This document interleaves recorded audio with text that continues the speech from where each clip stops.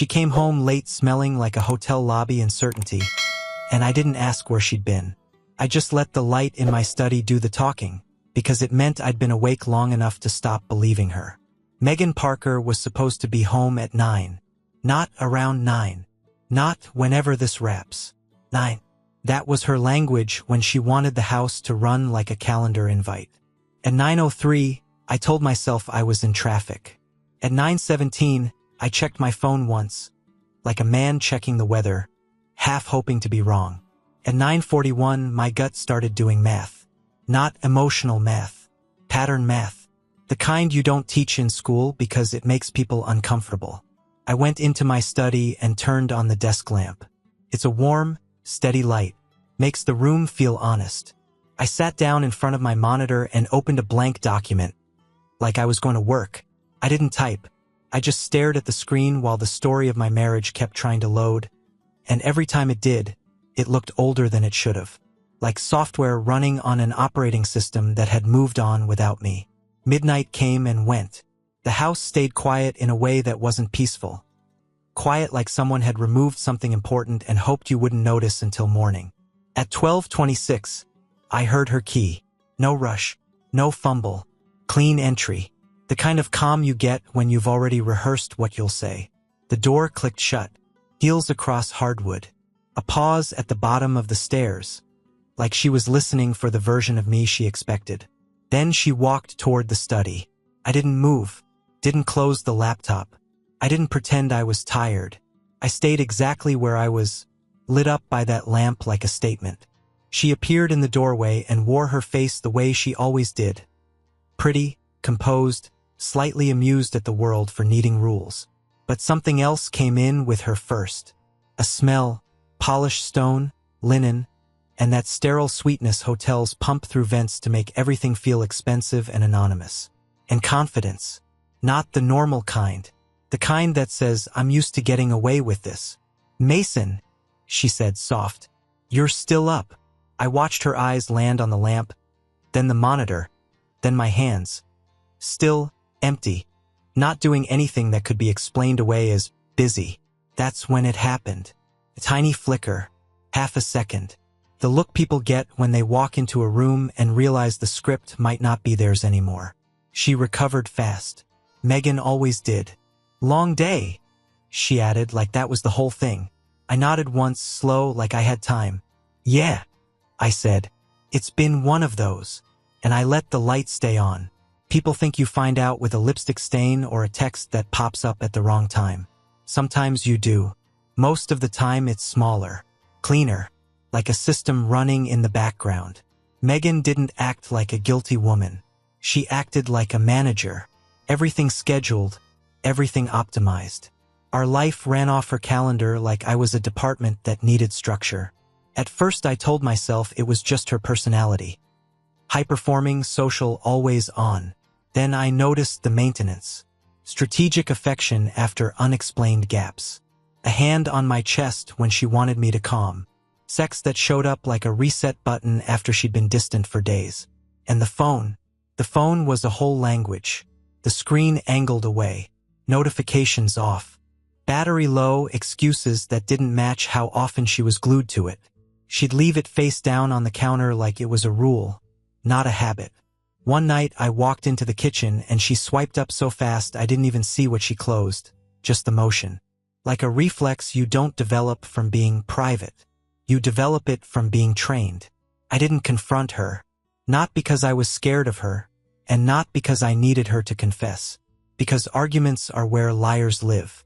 In an argument, facts become feelings. You raise your voice, they raise theirs, and by the end you're apologizing for your tone while they walk away holding the original sin like a shield. I didn't want to fight. I wanted clarity that couldn't be rewritten. So I got quiet. I started building a timeline. Nothing dramatic, just notes, dates and times. Client dinner started at 7 and ended at midnight. Conference call on a Saturday. Girls' night that included a receipt from a valet garage attached to a hotel. I learned her patterns like I was studying a machine. She'd tell the truth in broad strokes and lie in the details. Always the details. That's where reality lives. I pulled our phone records. Not the content, just the numbers and frequency. One number showed up like a heartbeat. Short calls, long calls, calls at times that didn't fit her story. The number belonged to Tyler Reed. I didn't know him yet. I just knew the name because she'd mentioned it once at a company holiday party like he was harmless. New guy, smart, young, kind of cocky. The kind of description that's supposed to sound dismissive but isn't. I did what men should do more often. I didn't rely on instinct alone. I made it actionable. I hired a private investigator with a simple instruction. Confirm, don't create. No hacks. No illegal stuff. No fantasy. I wanted legal proof that could stand in daylight. The photos came back 2 weeks later. Megan in a navy dress I'd seen her wear to board dinners. Tyler Reed next to her, close enough that their shoulders touched like they'd done it 100 times. His hand on the small of her back as they walked into a hotel like it was normal. Like it was theirs. They weren't running. They weren't hiding. They were comfortable. That was the part that hit harder than any kiss would've. Comfort means repetition. Repetition means choice. I sat in my study again. Same lamp, same chair, and laid the proof out in front of me like a map. There was no rage scream.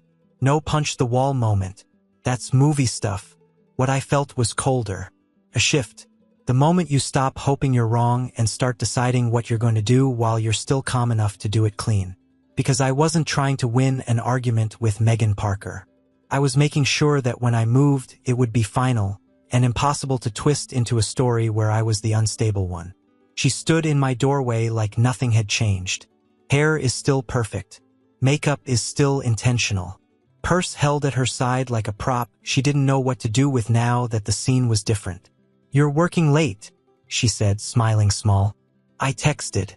"Did you not see it?" "I saw it." That was all I gave her. She stepped in a little, trying to reclaim space. Her eyes went to the screen again, like she could read the answer there if she stared hard enough. "What happened?" she asked. "You look serious." I leaned back in my chair, kept my hands visible. Calm body language. A man who isn't about to perform. "Long day," I said. She exhaled like that was normal, like she'd rescued the moment. Then I added, casual, like a line from a meeting recap. "My day ended with 2 employees fired for inappropriate behavior." I didn't watch her face at first. I watched her posture. Tightened. Shoulders pulled in just a fraction. Chin lifted like she needed oxygen and pride at the same time. She started, then caught herself. "That's intense." "MHM. She tried to laugh. It didn't land. "Where?" she asked, too quickly. "Like, in your company?" I turned the monitor slightly. Not enough to show her anything. Just enough to remind her that there were things on screens she wasn't invited to see. "Work stuff," I said. The silence after that wasn't empty. It was pressure. Because I didn't say her name. I didn't say Tyler Reed. I didn't accuse her. I didn't demand a confession she could edit into a story later. I just let the implications sit there between us like a weight. Her eyes flicked. Once. Toward the hall, toward the stairs, like retreat was suddenly a plan. "Well," she said, voice too bright. "I'm exhausted. I'm going to shower." "Okay." She waited for more. For anger. For questions. For the old version of me that would chase clarity. I gave her nothing. She left the study like she was walking away from something that could bite. When she was upstairs, I stood, turned off the lamp, and walked to the guest room. Not as punishment, as a boundary. I shut the door, locked it, and lay down fully dressed for a minute, listening to the house settle into a new shape. The marriage was no longer the default setting. I didn't leave her room to talk. That's the mistake men make when they're hurt. They think the truth lives in conversation. The truth lives in paperwork. The next morning I moved like it was any other weekday. Coffee, shower, keys. No dramatic pause at the doorway. No last look at the house like I was the one being exiled. My attorney had already prepped everything the right way, clean, legal, boring. The kind of boring that shuts down manipulation. Divorce petition. Financial disclosures started. Temporary orders drafted. My signature is already on it. Not as a threat. as a decision. And the proof wasn't emotional. It wasn't, "I feel like you've been distant." It was timestamps, locations, photos, a timeline that didn't care about her tone of voice. I arranged for the packet to reach her at work. Not because I wanted an audience, because home is where liars negotiate. Work is where reality has rules. Mid-morning, I imagined her walking in with that practice stride. Heels clicking, phone in hand, ready to step into the version of herself that gets praised. Then she'd see it. An envelope on her desk, addressed in plain handwriting. No message, no flourish. No, "We need to talk." Just wait.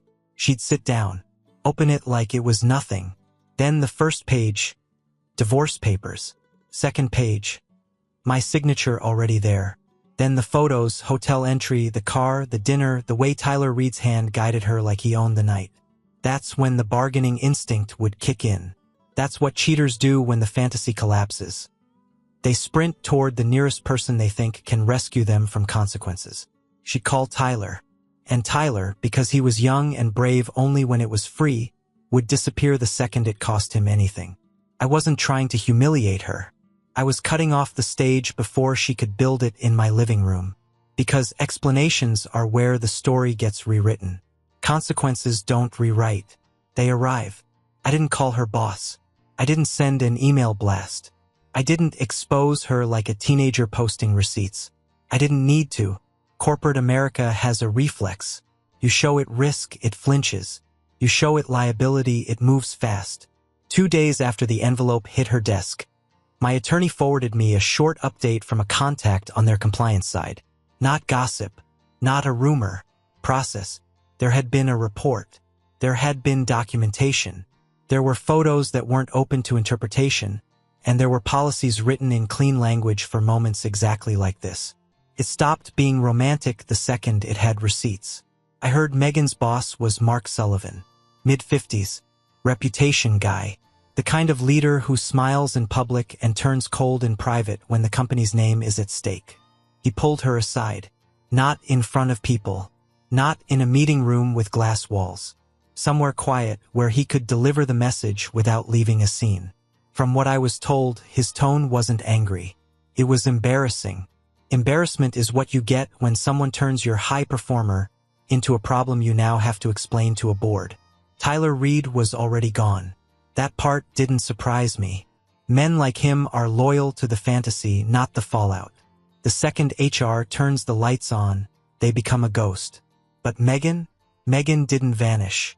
Her name was tied to it. Her role made it sensitive. The company couldn't pretend it was just two consenting adults. If there were power dynamics, travel expenses, client optics, or any hint of impropriety that could become a lawsuit later, I kept hearing the same phrase through mutual contacts. Risk management. That's what it turns into.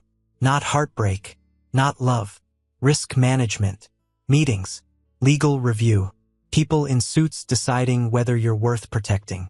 Somewhere in that process, the board gets mentioned. Not because boards enjoy mess, because boards hate surprises. Megan had always treated stability like a boring baseline, like something she deserved for showing up, not something she had to protect. Now stability was conditional. Now she was a line item. I sat in my study again after I heard all this and felt something I didn't expect. Not joy, not triumph, just empty air where the last illusions used to be. Because this wasn't me destroying her life in a tantrum. This is what happens when you build a double life inside a system that runs on documentation and liability. Once the affair had proof, it didn't belong to her anymore. It belonged to policy. She came home earlier than usual. Not because she wanted to, because her world had changed shape, and she needed something solid to grab.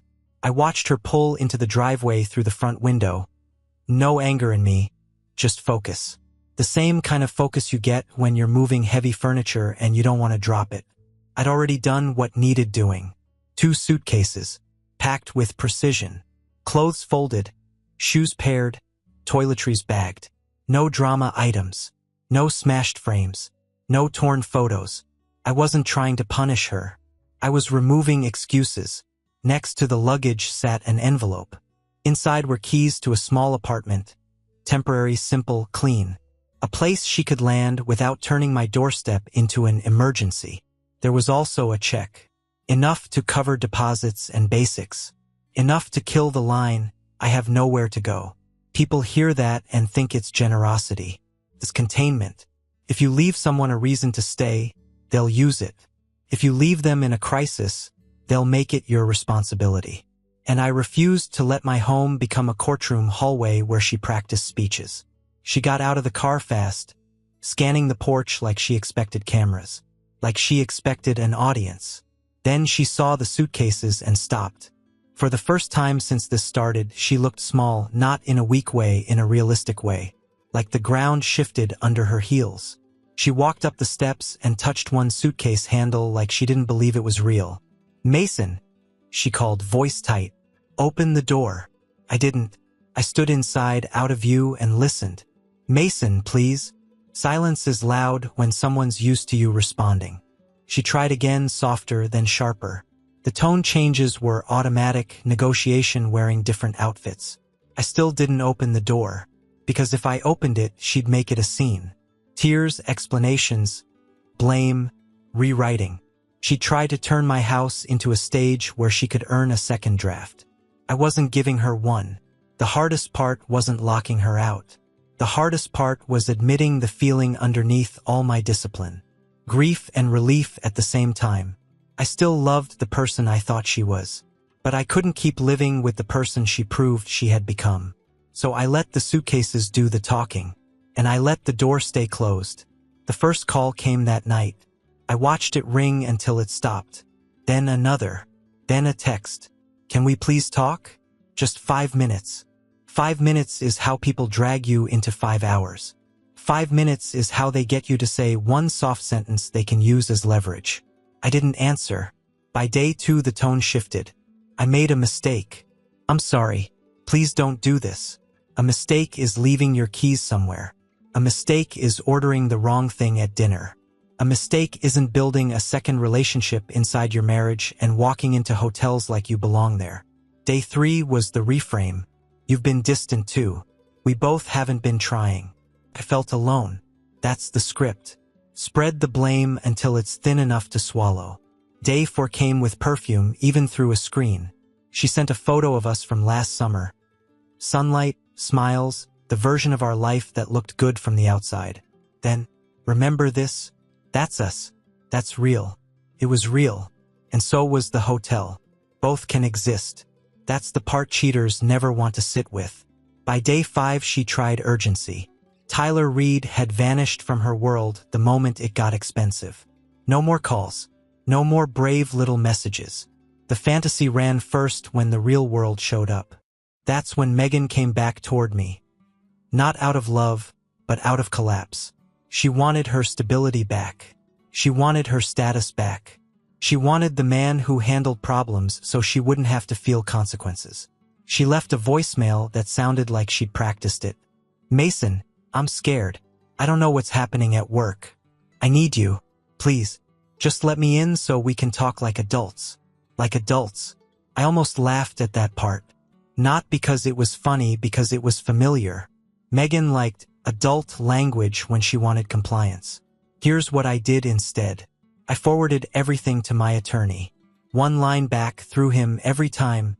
All communication goes through counsel. No late-night debates. No driveway speeches. No emotional hostage negotiations. Because I knew her type. I knew the move. If she could get me in a room, she'd use my empathy as a crowbar. She'd cry, then apologize, then blame, then soften, then rage. Anything to make me respond. Anything to pull me into an endless loop where the ending keeps getting delayed by progress. Silence isn't cruelty. It's containment. It's the only way to keep a clean ending from turning into a long, slow bleed. And that week, while she spiraled and reached and tried on different versions of remorse, I stayed disciplined. Not because I felt nothing, because I respected myself enough to keep the line when it mattered. A month later, the news reached me the way corporate news always does. Quiet, indirect, sanitized. A mutual contact. A short message. A half-sentence delivered like it was weather. Megan was being transferred to the Portland branch. Not a promotion. Not a fresh start. A relocation with a demotion and a pay cut. The kind of move companies make when they don't want a lawsuit, don't want headlines, and don't want you near the same people who watched you fall. They don't call it punishment. They call it organizational needs. I didn't celebrate. I didn't pour a drink and toast to her suffering. This wasn't revenge fan fiction. This was a report. And the truth is, consequences don't always arrive like thunder. Sometimes they arrive like a calendar invite you can't decline.